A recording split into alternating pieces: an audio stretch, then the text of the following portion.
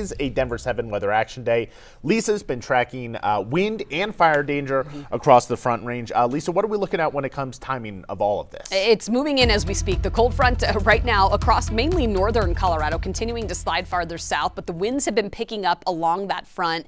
We're going to see gusts near about 50 miles per hour today, and it is going to pick up, get even windier here in town through the morning.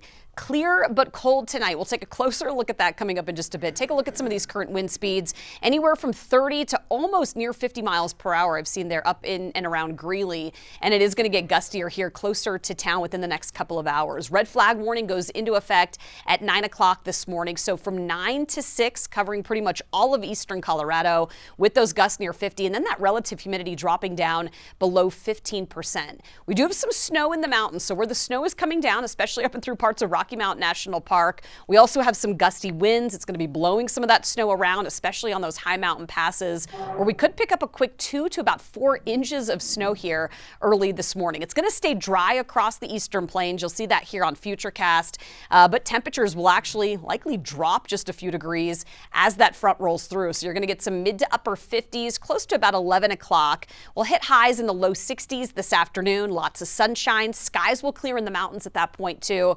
It's going to be chilly, though, some upper 30s to low 40s in the mountains this afternoon. Overnight, clear and cold. We're going to drop down to near freezing, if not a few degrees cooler, especially up and over the northeastern plains. So spots like Greeley, Keensburg, up near Fort Collins, down 2, if not just a couple of degrees below freezing early tomorrow morning. So if you want to protect those plants, bring them in or cover them up if you're trying to save them here as we get into mid to late October.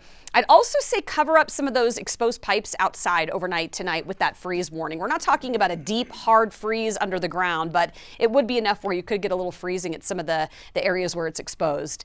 Low 60s today, mid to upper 60s on Tuesday. Things really warm up, especially some of those overnight hour temps. We'll be back in the 40s here through the end of the week.